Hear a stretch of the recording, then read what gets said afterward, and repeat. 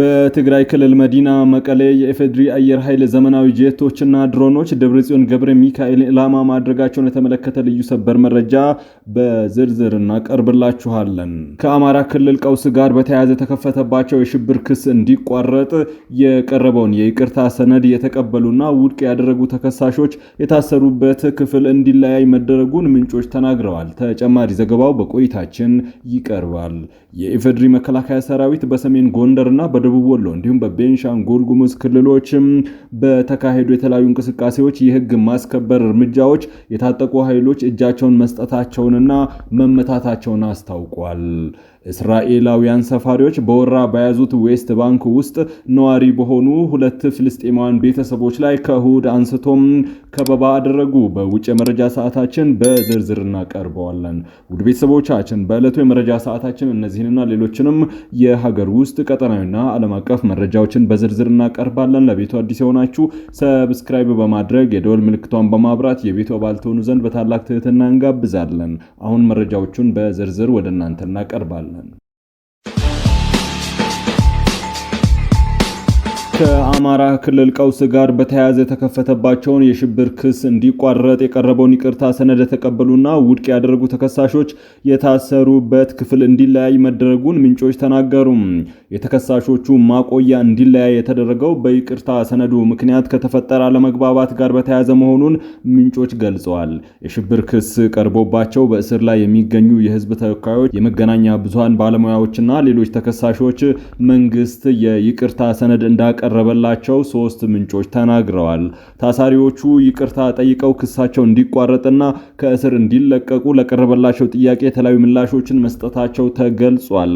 ከማክሰኞ ነሐሴ 5 2018 ጀምሮ ይቅርታ ሰነዱ ላይ ፍርሚያቸውን ያኖሩና የተቃወሙ ተከሳሾች የነበሩባቸው ማቆያ ክፍሎች እንዲለያዩ መደረጉን ምንጮች አስረድተዋል። ስለ ጉዳዩ ከቃሊቲ ማረሚያ አስተዳደር መረጃ ለማግኘት የተደረገው ጥረት አልተሳካም። በሰነዱ ላይ እንደማይፈርሙ ከገለጹ ተከሳሾች መካከል የአማራ ክልል ምክር ቤት አባሉ ዮሐንስ ቦያለው፣ መስከረም አበራ፣ ዶክተር ወንደሰን አሰፋ፣ ዶክተር ሲሳይ አውግቸውና ዶክተር ቴድሮስ ኃይለማርያም ይገኙበታል። የመገናኛ ብዙሃን ባለሙያዎቹ ጎበዜ ሲሳይ፣ መስከረም አበራ፣ ዳዊት በጋሻውና አባይ ዘውዱ እንዲሁም ገነት አስማማው ሰነዱን ውድቅ ካደረጉት መካከል እንደሆኑ ያገኘነው መረጃ ያመለክታል። በአንድ ክፍል ውስጥ ከ60 በላይ ተከሳሾች እንደነበሩ የሚገልጹት ምንጮች ሰነዱን ያልፈረሙ 24 ተከሳሾች በዚያው እንዲቆዩ ተደርጓል። የተቀሩት ከማክሰኞ ዕለት ከማቆያ ወጥተው በማረሚያ ቤቱ ውስጥ ወደሚገኝ ሌላ ክፍል መዘዋወራቸውን ገልጸዋል። አዲስ አበባ ከተማ የምክክር ሂደቱ መነጋገሪያ አጀንዳ ሆና ቀጥላለች። ለምክክር ከቀረቡት 8 ዋና ዋና አጀንዳዎች ውስጥ አንዱ በሆነው የፌዴራል ከተሞች ስር የተካተተው የአዲስ አበባ ጉዳይ የምክክር ሂደቱን የጎተተው ዋነኛ አጀንዳ ሆኗል ይላሉ በአጀንዳው ላይ ከሚመካከሩት አንዱ ተሳታፊ በሰጡት አስተያየት። እስከ 250 ቡድን ባለው ምክክር ላይ ከሁሉም አጀንዳዎች በላይ ዘግይቶ በከፍተኛ ልዩነት ታጅቦ የተጠናቀቀው ይህ የአዲስ አበባ ከተማ ጉዳይ ነው። ይህንን ያሉት የምክክሩ ተሳታፊ ከሆኑት መካከል አንዱ ናቸው። በሂደቱ ላይ በንቃት እየተሳተፉ እንደሚገኙም ይናገራሉ። ምክክሩ በኢትዮጵያ ላሉ ችግሮች አንዳች መፍትሄና አስተዋጽኦ ሊያመጣ እንደሚችል ከፍተኛ ተስፋ ሰንቀው ለመሳተፍ እንደገቡም ይናገራሉ። ራሳቸው ከሚሳተፉበት የከተሞች አጀንዳ በተጨማሪ ሌሎች ቡድኖች አጀንዳዎችን በደንብ እንደሚከታተሉም ይገልጻሉ። 3 አጀንዳዎች ከፍተኛ ትኩረት የሳቡና ብዙ አጨቃጫቂ የነበሩ ቢሆንም የአዲስ አበባ ግን የተለየ ነው ይላሉ። በምክክሩ ዋና አጀንዳ እንደመሆኑ አዲስ አበባ የብዙዎቹ የልብ ትርታ ሆናለች፣ የሚዲያውንም ትኩረት ስባለች። የፖለቲካ ፓርቲዎች በመግለጫዎቻቸው ከሚያነሷቸው ዋና ዋና ነጥቦች አንዱም ነች። የሀገራዊ ምክክሩ ዋነኛ አጀንዳ የአዲስ አበባ ጉዳይ ብቻ ሆኗል። አሁን 7ቱም አጀንዳዎች መኖራቸው የተረሳ ይመስለኛል ይላሉ ግለሰቡ ሁኔታውን ሲያስረዱም። እርሳቸው እንደሚናገሩት አዲስ አበባ ዋነኛ የምክክሩ አስኳል ያደረጋት አጨቃጫቂው ጉዳይ ከላይ የመጣ ነው በሚል የአዲስ አበባ ኦሮሚያ ክልል መንግስት ርዕሰ ከተማ መሆኗ እውቅና እንዲሰጥ ሐሳብ ለ500 ቡድን በሚላከው ቃለ ጉባኤ ውስጥ እንዲካተት መደረጉ ነው። ይህ ሐሳብ ከታች ጀምሮ በነበረው ክርክር ላይ በአጀንዳነት ያልነበረና ምክክር ያልተደረገበት መሆኑን አስረድተዋል። መጀመሪያ አካባቢው በ10 እና በ50 ቡድን ደረጃ በነበረው ምክክር አዲስ አበባ የማን ትሁን በሚለው ጉዳይ ላይ የፌዴራል ትሁን ወይም የኦሮሚያ ትሁን የሚል አማራጭ ሐሳቦች ጎልቶ ወጥተው እንደነበረም ነው የሚናገሩት። ኢትዮጵያ ውስጥ የዛሬ 7 ዓመት ገደማ በደረሰው የአውሮፕላን አደጋ የሞተው ግለሰብ ቤተሰቦች 29 ሚሊዮን ዶላር ካሳ ተፈረደላቸው። እንደ ጎርጎሮሲያን የዘመን አቆጣጠር በ2019 ቢሾፍቱ አጠገብ ወድቆ የተከሰከሰው የኢትዮጵያ አየር መንገድ አውሮፕላን ቦይንግ 737 ማክስ 8 አሳፍሯቸው የነበሩ 157 መንገደኞች የአውሮፕላኑ ሰራተኞችም በሙሉ አልቀዋል። ለብዙ ወራት ከተደረጉ ሙግቶችና ምርመራና ጥናት በኋላ አደጋው የደረሰው በአውሮፕላኑ ቴክኒክ ጉድለት በመሆኑ የአሜሪካ አውሮፕላን አምራቹ ኩባንያ ቦይንግ ለአደጋው ተጠያቂ ሆነዋል። በአደጋው ከሞቱ ሰዎች መካከል የአብዛኛዎቹ ቤተሰቦች ከፍርድ ቤት ውሳኔ ውጪ በተደረገ ድርድር መጠኑ በይፋ ያልተነገረ ካሳ ከቦይንግ ተቀብለዋል። የማይክ ወይም ማይክሪያን ባለቤትም ናይሲ ታራን ተጠያቂነትና ፍትህ ከፍርድ ቤት ማግኘት አለብኝ ብለው በጠበቃቸው አማካኝነት ከግዙፉ ኩባንያ ጋር ሲሟገቱ ነበር። ትናንት ቺካጎ ዩናይትድ ስቴትስ ያስቻለው ፍርድ ቤት ለሟች ቤተሰብ 29 ሚሊዮን ዶላር ካሳ እንዲከፈላቸው ወስኗል። በሙያቸው መሐንዲስ የነበሩት ማይክ አሪያን የዓለም ምግብ ድርጅት ባልደረባ ነበሩ።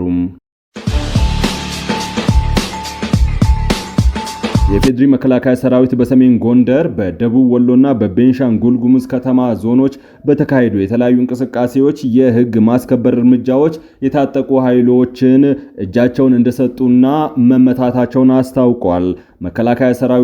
ከመከላከያ ሰራዊቱ ያገኘነው መረጃ እንደሚያመላክተው በሰሜን ጎንደር ዞን ዘራሚና አዲ አርቃ አካባቢዎች ሲንቀሳቀሱ የነበሩ ጽንፈኛ ሲል የጠራቸው ቡድን አባላት የተዘረጋውን የሰላም አማራጭ በመቀበል ከነሙሉ ትጥቃቸው እጃቸውን ሰጥተዋል።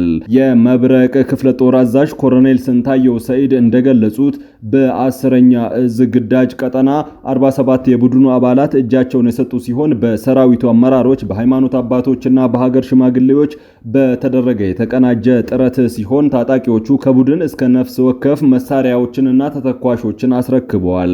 በሌላ በኩል በደቡብ ወሎ ዞን ወግዲና በህግ ማስከበር እርምጃ ላይ የሚገኘው የ11ኛው ክፍለ ጦር በቡድኑ ላይ እርምጃ በመውሰድ ሙትና ቁስለኛ ማድረጉን የሬጅመንቱ አዛዥ ሻምበል ጥላሁን ተስፋዬ ሲናገሩ፣ በተመሳሳይ በቤንሻንጉል ጉሙዝ ክልል መተከል ዞን ግልገል ከተማ የምዕራብ እዝ ክንፍ ክፍለ ጦር በህገወጥ ታጣቂዎች ላይ በወሰደው እርምጃ የታጠቁ ኃይሎች ላይ ጉዳት መድረሱንና የተቀሩት ደግሞ ሰራዊቱን ጥለው መሸሻቸው የክፍለ ጦሩ አዛዥ ሌተናል ኮሎኔል በአምላክ ሰንደቄ አስታውቀዋል።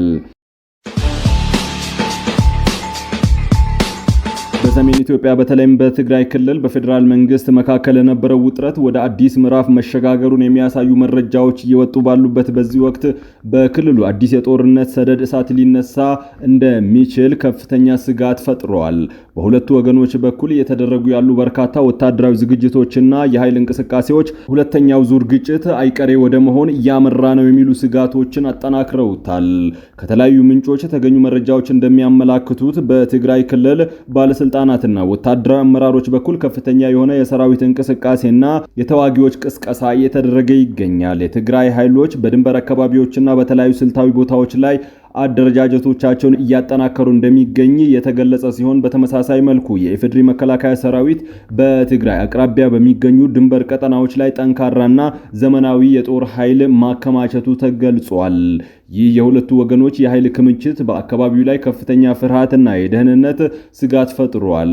የቀጠናው ሁኔታ ከተባባሰና ውጊያው በይፋ የሚጀመር ከሆነ የወታደራዊ እርምጃዎች ቀዳሚ ኢላማዎች የትግራይ ከፍተኛ አመራሮችና ስልታዊ መዋቅሮች ሊሆኑ እንደሚችሉ የሚጠቁሙ ዘገባዎች በመውጣት ላይ ናቸው። በተለይም የትግራይ ክልል ፕሬዝዳንት ዶክተር ደብረጽዮን ገብረ ሚካኤል መኖሪያ ቤት፣ የክልሉ ከፍተኛ ፖለቲካና ወታደራዊ አመራሮች የሚገኙባቸው ስፍራዎች የቀድሞ አይነት ድንገተኛ ከፍተኛ ጥቃት ቀዳሚ ኢላማዎች ሊሆኑ እንደሚችሉ ይገመታል። በተጨማሪም በዝግጁነት ላይ የሚገኙ የኢፌዴሪ አየር ኃይል ዘመናዊ የጦር ጄቶችና የሰው አልባ አውሮፕላን ድሮኖች የትግራይ አመራሮችን የቁጥጥር ማዕከላትና ዋና ወታደራዊ ክምችቶችን ኢላማ በማድረግ የተቀናጀ አየር ጥቃት ለማካሄድ በማኮብኮብ ላይ እንደሆኑ ነው የተገለጸው።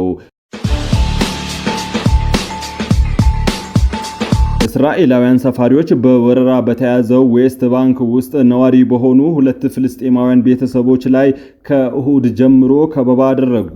ላለፉት 4 ቀናት ከበባ ውስጥ ያሉት ቤተሰቦች ቤታቸው ውስጥ ያለው ምግብና ውሃ እያለቀ መሆኑ የተገለጸ ነው። የመብት ተሟጋች ቡድኖች በበኩላቸው ባለስልጣናት እርምጃ እንዲወስዱ አሳስበዋል። ፍልስጤማውያን ነዋሪዎች ስላጋጠማቸው ጉዳይ ለእስራኤል ጦር ካመለከቱ በኋላ ወደ ስፍራው የመጡ ወታደሮችም ከመንደሩ ከሚገኙ ሰፋሪዎች ጋር ሲጸልዩ ታይተዋል።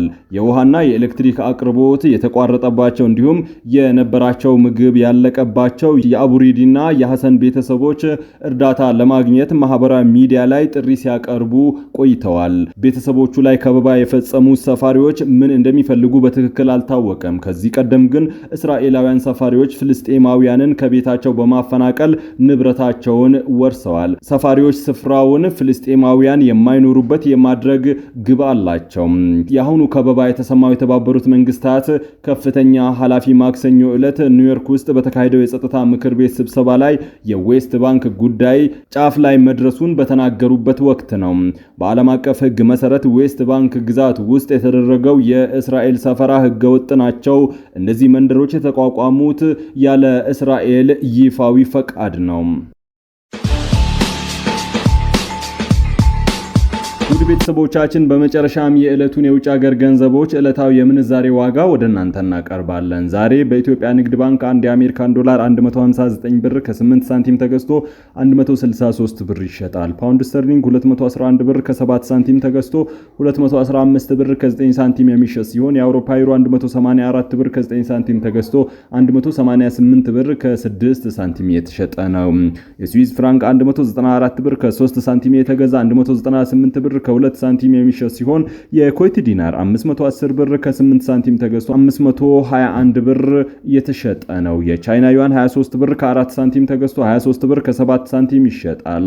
የተባበሩት አረብ ኤሚሬቶች ድርሃም 43 ብር ከ5 ሳንቲም ተገዝቶ 44 ብር ከ3 ሳንቲም በዛሬው ዕለት የተሸጠ ነው።